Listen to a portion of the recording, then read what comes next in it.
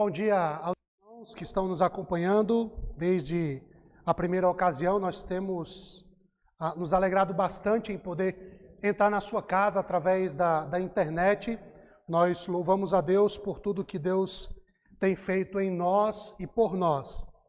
Temos orado para que essa situação seja normalizada, para que logo estejamos normalmente nos reunindo como igreja, mas por enquanto é assim que nós temos feito a obra do Senhor, é assim que nós temos pregado a palavra do Senhor. Nós esperamos que você esteja sendo abençoado, assim como nós temos sido abençoados em levar a palavra até você. E eu quero então, nessa manhã, já que nós estamos em uma escola dominical e o caráter da escola dominical é que aprendamos a respeito da palavra de Deus, e eu quero compartilhar com você nessa manhã a respeito sobre uma ordenança que Jesus deixou para a sua igreja. Jesus deixou duas ordenanças para a igreja. Uma delas é o batismo, que é o meio pelo qual alguém entra para a comunhão da igreja local, e também a Santa Ceia do Senhor, que é o meio pelo qual eu, cristão, que fui batizado, mantenho a comunhão com a igreja de Deus e também com o próprio Jesus Cristo. Mas antes de considerarmos a segunda dessas ordenanças que eu mencionei, que vem a ser a Santa Ceia do Senhor, é importante nós fazermos uma distinção entre o que é uma ordenança e o que algumas pessoas consideram como sacramento. O que nós chamamos de ordenança, alguns grupos cristãos, muitos deles sérios até, que pregam a palavra do Senhor, consideram essas que nós chamamos de ordenanças, consideram sacramentos. E estes grupos se destacam bastante, são grupos históricos. A primeira vez em que estas ordenanças foram chamadas de sacramento foram mais ou menos lá no quarto século. E uma das definições que se destacam nesse sentido de definir o que é sacramento é a definição que o Santo Agostinho deu, definindo o que seria sacramento. E ele disse que sacramento são sinais visíveis da realidade invisível da graça de Deus. No século XII, Peter Lombardi, um teólogo católico, veio a dizer que os sacramentos são 7. E se você já foi católico, você deve lembrar quais são esses 7 sacramentos, que no caso eles chamam o batismo, a ceia do Senhor, o matrimônio, a ordem sacerdotal, a penitência, a confirmação e a extrema-unção, que hoje é chamada de unção dos enfermos. Para os católicos, existem esses 7 sacramentos, essas 7 manifestações da graça invisível de Deus. Os 7 sacramentos, eles foram muito criticados pelos reformadores, e aí já me menciono no século XVI, e os reformadores diziam que só existiam 2 sacramentos, no caso, o batismo e a ceia do Senhor. E como eu já mencionei, para nós, essas duas ordenanças não são sacramentos, são ordens dadas por Jesus para que a sua igreja cumpra, para que a sua igreja faça essas realidades, mas eles não são sacramentos, eles não são meios visíveis da graça invisível.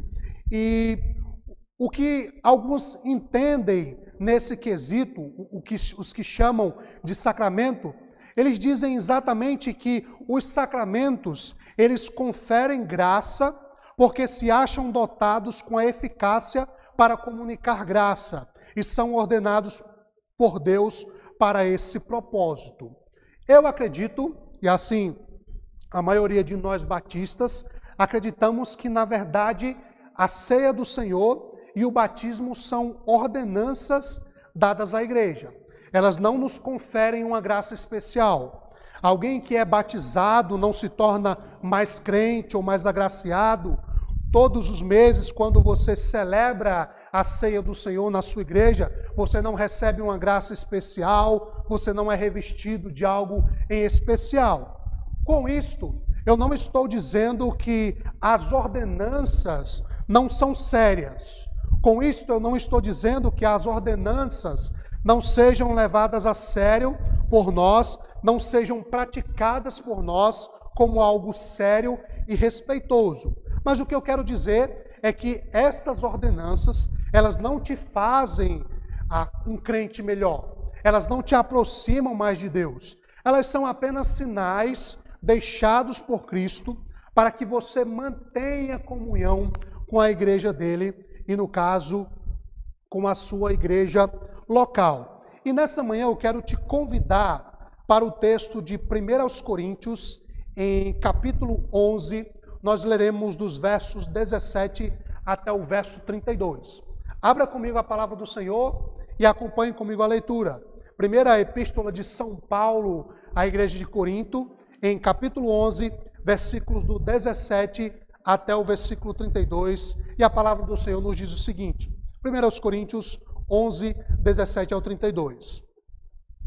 Nisto, porém, que vos escrevo, não vos louvo, porquanto vos estáis, não para melhor, e sim para pior. Porque antes de tudo, estou informado a haver divisões entre vós, quando vos reunis na igreja. E eu em parte o creio, porque até mesmo importa que haja partidos entre vós, para que também os aprovados se tornem conhecidos no vosso meio. Quando, pois, vos reunis no mesmo lugar, não é a ceia do Senhor que comeis, porque ao comerdes, cada um toma antecipadamente sua própria ceia, e há quem tenha fome, ao passo que há quem se embriague. Não tendes, porventura, casas onde comer e beber?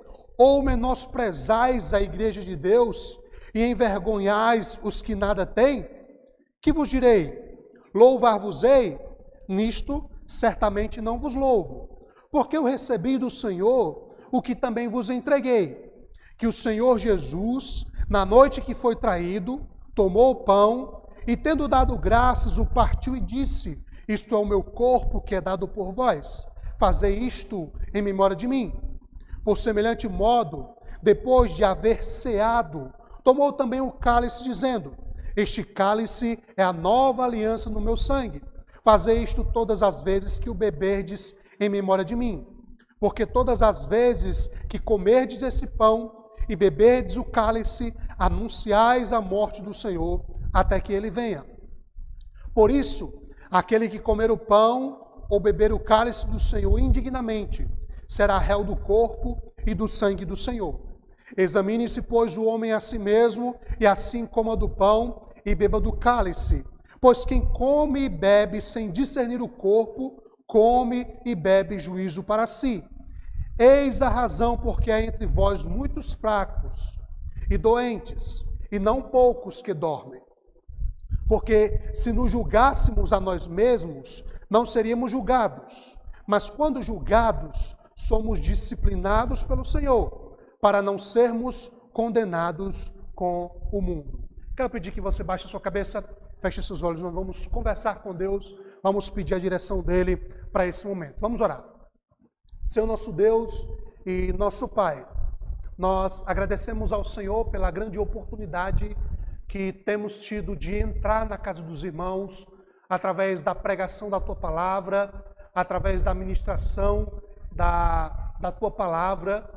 Nós queremos rogar ao Deus a cada um dos irmãos que tem estado assustados com essa pandemia. Nós clamamos que a Tua graça esteja sobre cada um de nós.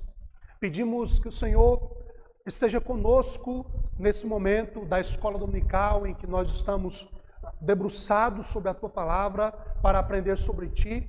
Nós pedimos que o Teu Santo Espírito nos faça lembrar de todas as coisas que o Senhor nos tem ensinado. Me direciona, põe as palavras na minha boca, trabalha, ó Deus, no coração e nos ouvidos dos meus irmãos que estão me acompanhando e que sejamos mutuamente abençoados e edificados na Tua Palavra. Pois eu quero Te rogar, quero pedir ao Senhor no nome de Jesus Cristo. Amém. Eu quero então, nessa manhã, falar sobre esta segunda ordenança que Jesus deixou para a sua igreja. E eu quero observar com você nesse texto alguns elementos didáticos na ceia do Senhor. O que Jesus Cristo e o que o próprio Paulo aqui, que foi o autor do texto em loco, o que Paulo queria nos transmitir quando escreveu essas palavras. Nós lemos os versos do 17 até o verso 32, mas eu quero considerar especificamente os versos do 23 até o verso 32. Eu li do versículo 17 apenas para que fiquemos contextualizados. Eu quero então observar com você quais são os elementos didáticos da ceia do Senhor. E o que seria então didática? Didática é a arte de transmitir conhecimentos.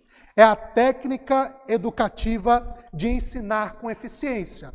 Paulo queria nos ensinar algo com a ceia do Senhor. E ele nos deu alguns elementos para que saibamos qual é o objetivo da ceia do Senhor. O que a ceia do Senhor nos quer transmitir. Além de ser um meio pelo qual mantemos comunhão com a igreja do Senhor e com os irmãos, também a ceia nos quer transmitir alguns ensinamentos. A ceia nos quer mostrar alguns elementos importantes. A Santa Ceia do Senhor, ela era realizada em uma das festas chamadas Festas do Ágape ou Festas do Amor. Eram refeições comunitárias, onde os cristãos, cada um levava o seu prato, havia uma espécie de junta-panelas, e ao final dessa festa havia a celebração da Ceia do Senhor, que era algo especificamente para lembrar a morte e a entrega do Senhor Jesus Cristo. Mas isto era feito depois de uma refeição comunitária. Se você é um bom observador, deve ter percebido que o texto inicia no versículo 17, Paulo dando algumas reclamações sobre alguns problemas que a igreja de Corinto tinha. Entre os muitos problemas que a igreja de Corinto tinha, esse era um deles, a hora de celebrar a ceia do Senhor. Tanto é que no versículo 20, Paulo chega a dizer que não era a ceia do Senhor que eles estavam comendo.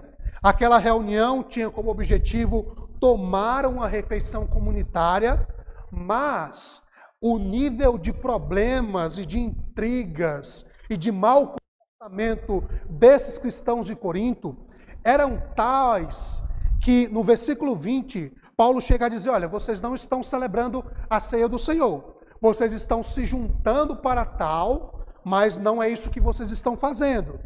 O banquete para a celebração da ceia estava tão pervertido de uma tal forma que eles pecavam em se ajuntar para celebrar a ceia. Eles não podiam dizer de maneira legítima que aquilo que eles estavam fazendo era algo devotado ao Senhor, era algo para a honra do Senhor.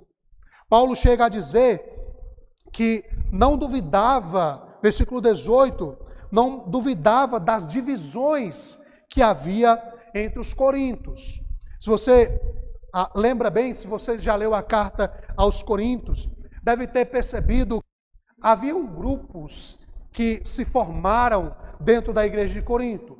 Havia os de Paulo, havia os de Cefa, havia os de Apolo, e havia até mesmo quem se denominava de Cristo, dos que pertenciam ao grupo de Cristo. Era uma igreja extremamente dividida, e isso acabava refletindo na prática espiritual dessa igreja. Na hora de utilizar os dons para edificação mútua, havia uma espécie de briga, havia uma espécie de prestígio para com aquele que falava em línguas, e o momento da Santa Ceia era um destes momentos em que havia extremos problemas, em que havia muitas brigas, uns comiam antes dos outros, de forma que aqueles irmãos que eram mais pobres acabavam ficando com fome, haviam outros que se embriagavam, Então você já deve pensar aí que festa que era essa. Uma festa em que, ao final, se lembrava a morte do Senhor, os cristãos de Corinto estavam brigando, se embriagando e coisas desse tipo. Mas eu quero destacar para você o primeiro elemento da Santa Ceia do Senhor, ou o primeiro elemento didático da Ceia do Senhor. O que, em primeiro lugar, a Ceia do Senhor nos quer transmitir? Baseado nos versículos 23 ao 25, a Ceia do Senhor nos quer transmitir a ideia de que a Ceia do Senhor é uma confirmação do ensino de Jesus Cristo. Esse é o primeiro elemento didático da Ceia do Senhor. É que a ceia é uma confirmação daquilo que Jesus ensinou. Veja no versículo 23, porque eu recebi do Senhor o que também vos entreguei. Paulo está ressaltando que ele estava entregando à igreja algo que ele havia recebido do Senhor, algo que fora dado pelo Senhor. E algo que nos chama a atenção na carta aos Coríntios é que ela foi escrita mais ou menos no ano 55. Ela foi escrita antes mesmo dos evangelhos serem escritos, antes mesmo de qualquer um dos evangelhos serem escritos.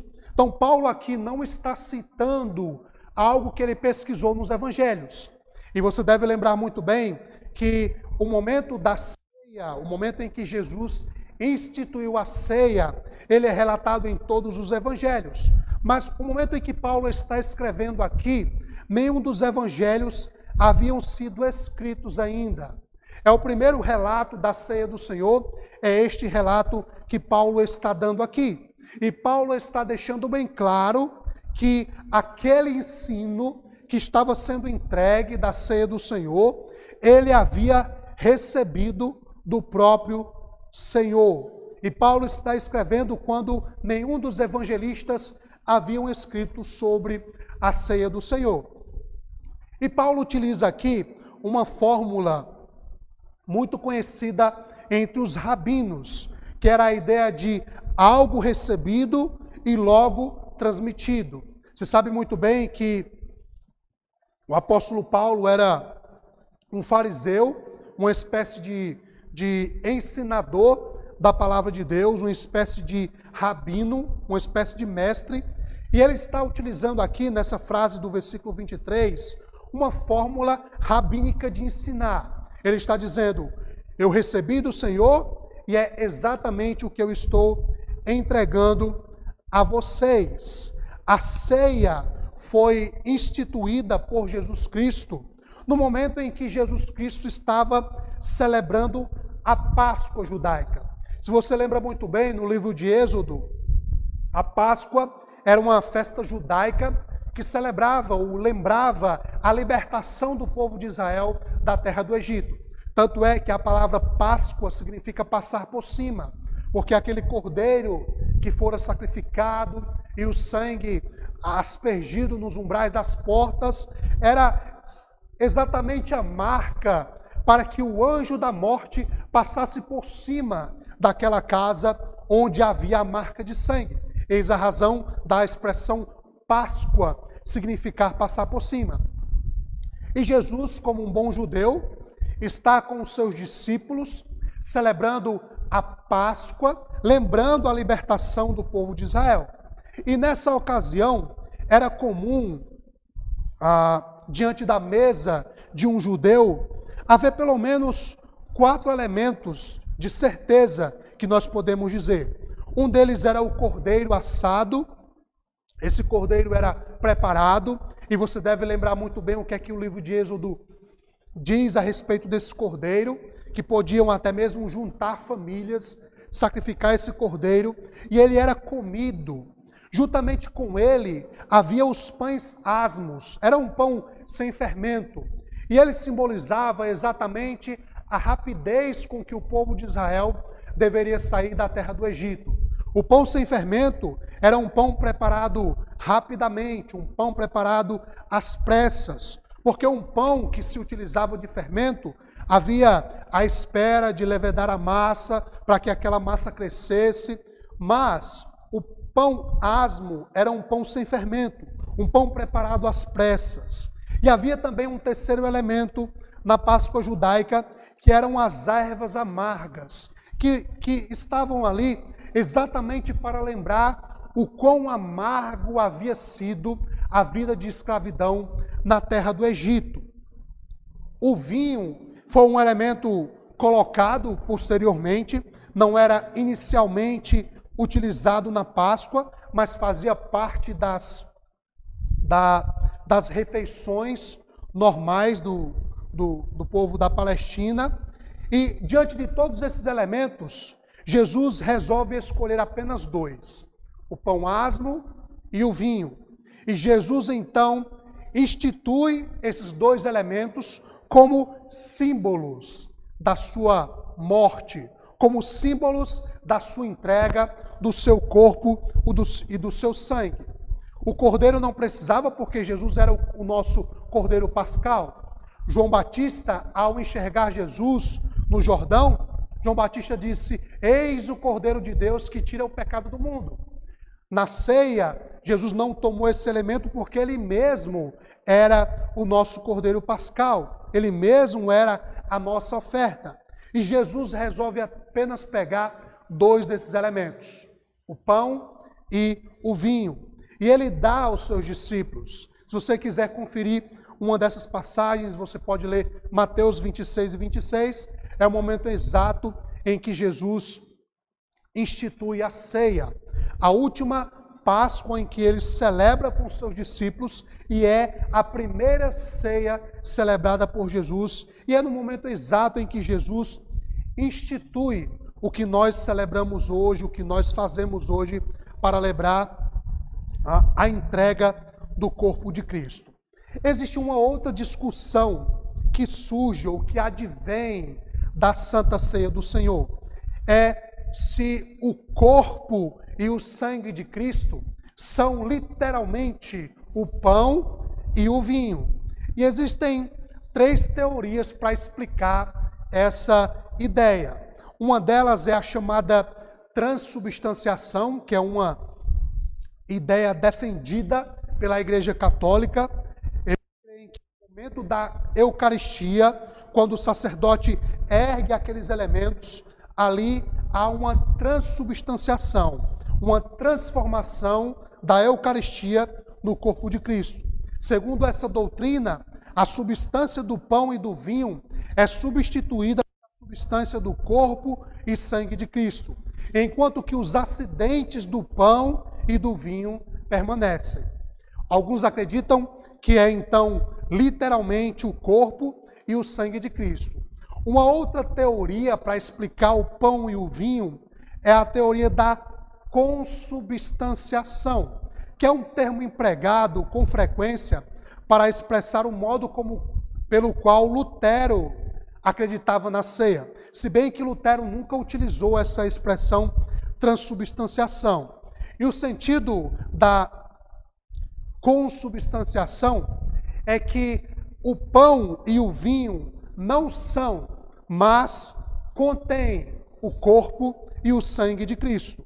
E uma outra teoria, uma terceira teoria, é que o pão e o vinho são apenas memoriais, são apenas lembranças, são apenas menções do corpo e do sangue de Cristo. Então, nós acreditamos na teoria do memorial, que não é o corpo de Cristo, o pão, e nem contém o corpo de Cristo. Com isso, eu não estou dizendo que a ceia do Senhor não seja algo respeitável. Com isso, eu não estou dizendo que a ceia do Senhor não seja algo para levarmos a sério. Mas estou dizendo que aquilo não é o pão e o vinho, não é o corpo de Cristo e nem é o sangue. E por duas razões não é o corpo e nem o sangue de Cristo. Uma dessas razões é que quando Jesus instituiu a ceia do Senhor, Jesus não havia sido entregue ainda em morte pelos discípulos. Jesus não tinha sido sacrificado ainda, não tinha derramado o seu sangue ainda. Jesus pega aqueles elementos, dá aos seus discípulos e diz: comam, bebam, isto é o meu corpo. Então, isso só pode ser um memorial, uma lembrança, já que Cristo não tinha dado o seu sangue e o seu corpo ainda. E uma outra razão para não ser o corpo e o sangue de Cristo e nem conter o corpo e o sangue de Cristo, é porque se isso fosse verdade, o celebrante da ceia do Senhor teria a capacidade de transformar elementos, o pão e o vinho, no próprio Criador. Então nós teríamos alguém com o poder de transformar elementos como o pão e o vinho no próprio Criador. Então, por essas duas razões, eu não acredito que a teoria da consubstanciação nem a teoria da transubstanciação sejam verdades. Eu acredito que o pão e o vinho são memoriais, para nós lembrarmos que um dia o nosso Salvador se entregou na cruz do Calvário. E nós celebramos isto exatamente para lembrar que o nosso Salvador nos deixou uma memória a respeito de si. Versículo 24 contribui também para essa ideia de que é um memorial. Versículo 24 diz: tendo dado graças, o partiu e disse: isto é o meu corpo que é dado por vós, fazei isto em memória de mim. É algo para nós realizarmos para a memória, para lembrarmos aquilo que Cristo fez. Versículo 25, a menção da nova aliança. Nós teríamos que reservar uma aula de escola dominical só para falar sobre a nova aliança, mas eu quero mencionar para você como que o sistema sacrificial do Antigo Testamento fazia para que alguém fosse considerado perdoado diante de Deus. Se bem que o escritor de Hebreus diz que o sangue de animais não purificavam pecados, eles eram apenas pagamentos provisórios. Somente quando Cristo morreu na cruz do Calvário é que sim, os nossos pecados foram perdoados. Mas todo o sistema sacrificial do Antigo Testamento apontavam para que um dia o Cordeiro de Deus, como mencionou João, fosse sacrificado por nós. E o próprio Jesus disse, ao instituir a ceia, dizendo que aquele sangue derramado era um sangue da nova aliança, um novo pacto, um novo acordo firmado com os homens, não baseados naqueles acordos do Antigo Testamento, não baseado naquelas ordenanças que foram instituídas, cheias de condições, mas este era o sangue da nova aliança, o novo acordo feito por Cristo através do seu sangue para nós. Então, em primeiro lugar, a ceia do Senhor possui como elemento didático a confirmação do ensino de Jesus.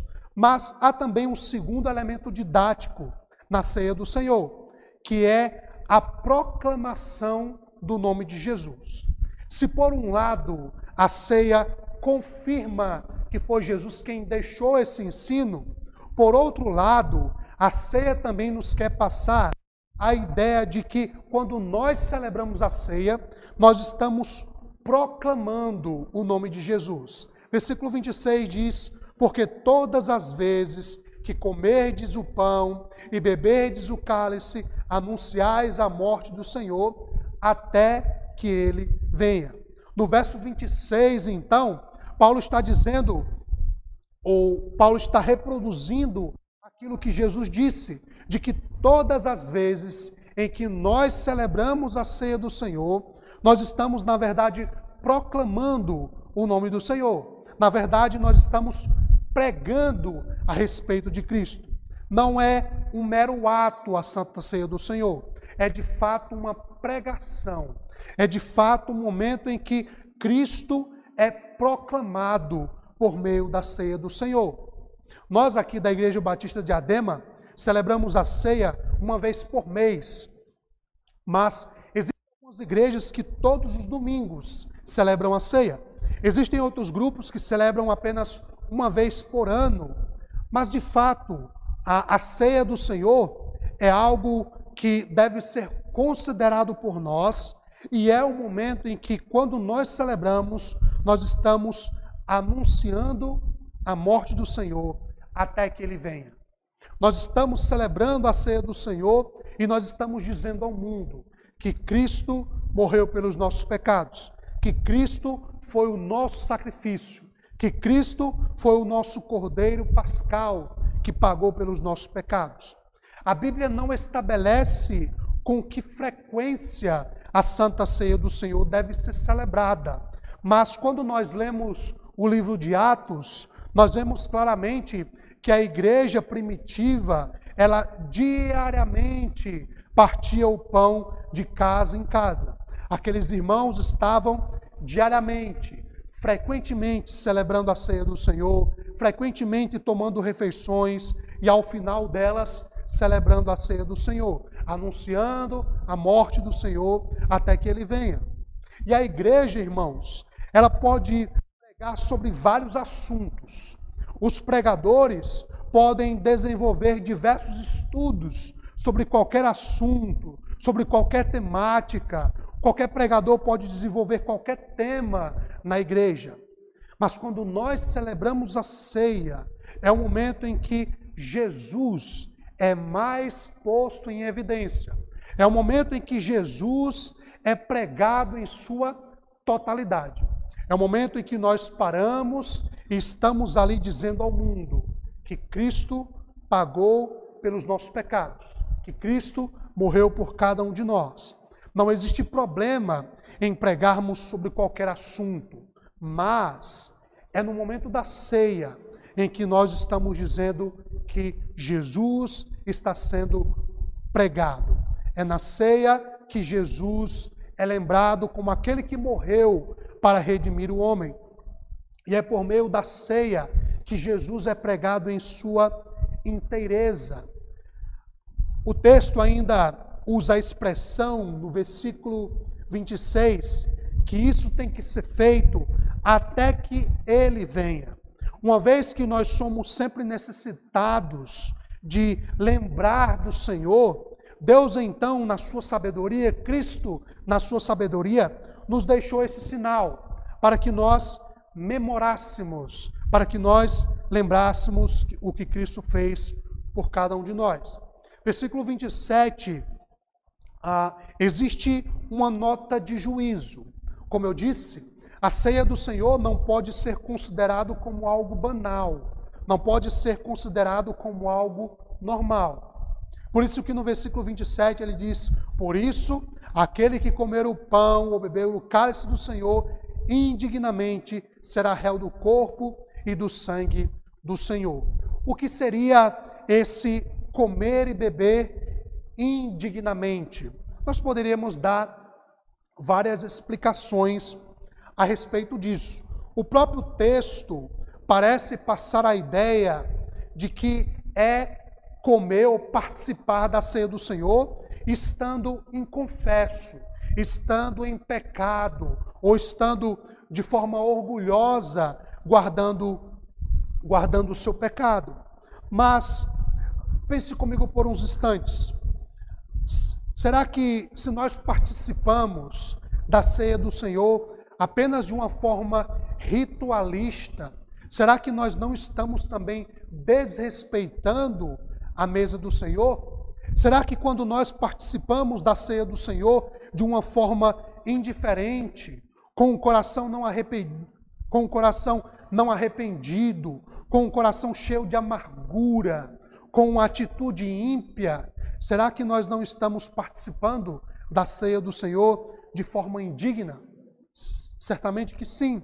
E o texto ainda diz que quem participa da ceia do Senhor de forma indigna será réu, será acusado, pois participar da mesa do Senhor, enquanto apegado ao pecado, não somente desonra a cerimônia, como também desonra o corpo de Cristo, por tratar de modo leviano o sacrifício que Cristo fez por nós.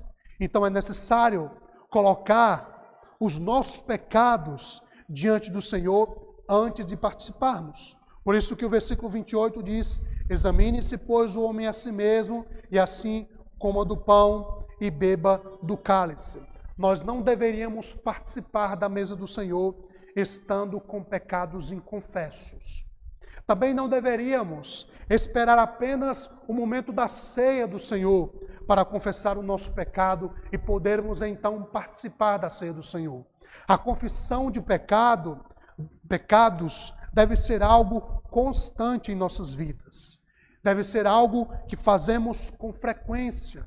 Quando nós pecamos, devemos imediatamente nos arrepender e confessar o nosso pecado. Versículo 29 utiliza outra expressão que chama a nossa atenção para essa ideia de juízo, que é a expressão: pois quem come e bebe sem discernir o corpo, come e bebe juízo para si. Então, não discernir o corpo é quando os cristãos não julgam a santidade da celebração da comunhão.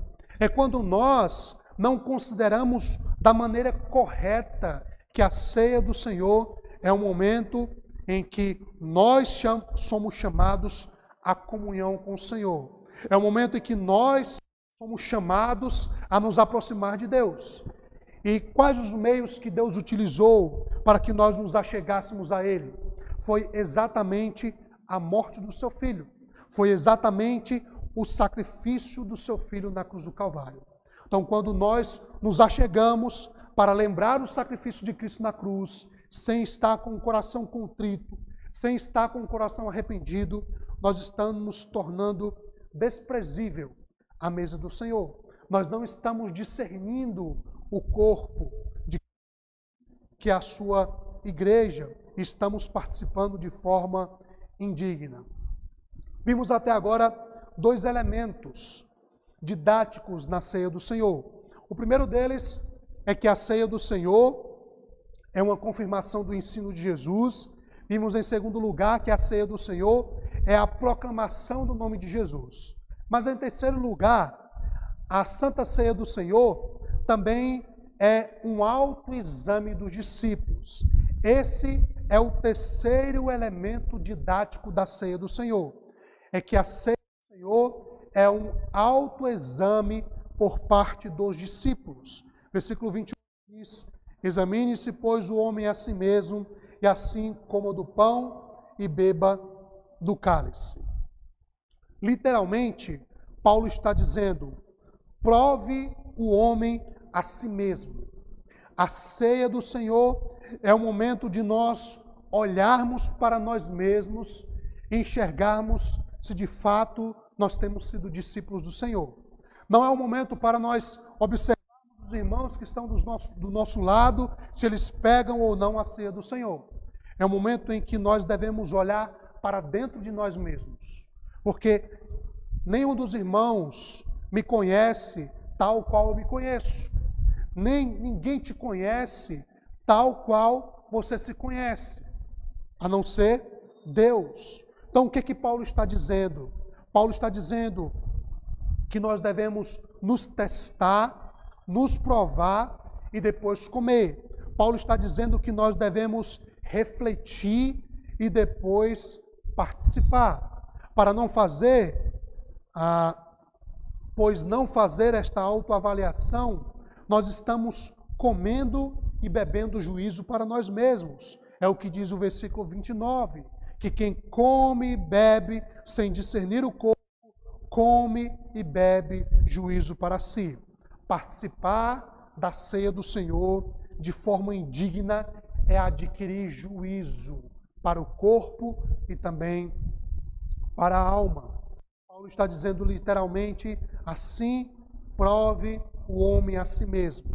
A exortação é extraída em um tom de ameaça. Se nós participarmos indignamente do corpo do Senhor, nós estamos comendo e bebendo juízo para nós mesmos. Nós devemos ter este cuidado de não cometermos o sacrilégio de sermos indiferentes, o sacrilégio de sermos negligentes para com o corpo de Cristo. E no versículo 30, e versículo 30 ao 32 diz: Eis a razão porque há entre vós muitos fracos e doentes, e não poucos que dormem. Porque se nos julgássemos a nós mesmos, não seríamos julgados. Mas quando julgados, somos disciplinados pelo Senhor para não sermos condenados com o mundo. Paulo está dizendo que na igreja de Corinto havia muitos irmãos doentes, haviam muitos irmãos mortos, porque a expressão dormir aqui no versículo 30 é um eufemismo para falar da morte. Muitos irmãos da igreja de Corinto já tinham morrido por participarem da ceia do Senhor de forma indigna. E justamente porque nós, como igreja, nós devemos julgar a nós mesmos. E no versículo 32, Paulo diz que Deus nos disciplina para aproveitamento. Somos disciplinados pelo Senhor para não sermos condenados com o mundo. Nós podemos dizer com toda certeza que Deus nos trata de modo diferenciado. Se você é um discípulo de Jesus, se você é um servo de Jesus, Jesus te trata de um modo diferenciado. Existe a graça comum de Deus derramada em todo o mundo. Deus cuida de todas as coisas, mas você, sendo um discípulo de Jesus, certamente Deus tem um cuidado todo especial para você. Deus não deixa com que falte alimento para ninguém, mas você que é um cristão, você tem os olhos do Senhor sobre você, você tem o cuidado de Deus sobre você, e você não passa desapercebido. Seu pecado, sua desobediência, sua impenitência não passa desapercebido diante do Senhor. Então, com a ceia do Senhor, Deus nos quer fazer lembrar esses três elementos. Existe uma didática por trás da ceia do Senhor. E o primeiro elemento que nós vimos é que a ceia é uma confirmação daquilo que Jesus nos ensinou. Vimos em segundo lugar que a ceia é uma proclamação do nome de Jesus. E vimos em terceiro lugar que a ceia é um autoexame por parte dos discípulos. Leve a sério a ceia do Senhor. Considere a seriedade da ceia do Senhor. Lembre, quando você come do pão e bebe do suco da uva, você não vai sair dali mais cheio de graça, você não vai sair um super crente, você não vai ser revestido de um poder diferente. Aquele é o momento em que você está lembrando o sacrifício de Jesus, que Ele derramou por você. E Ele instituiu a ceia, Ele deu essa ordenança para que você mantenha comunhão com a igreja do Senhor e com os irmãos. Que Deus te abençoe, que Deus nos abençoe, em nome de Cristo.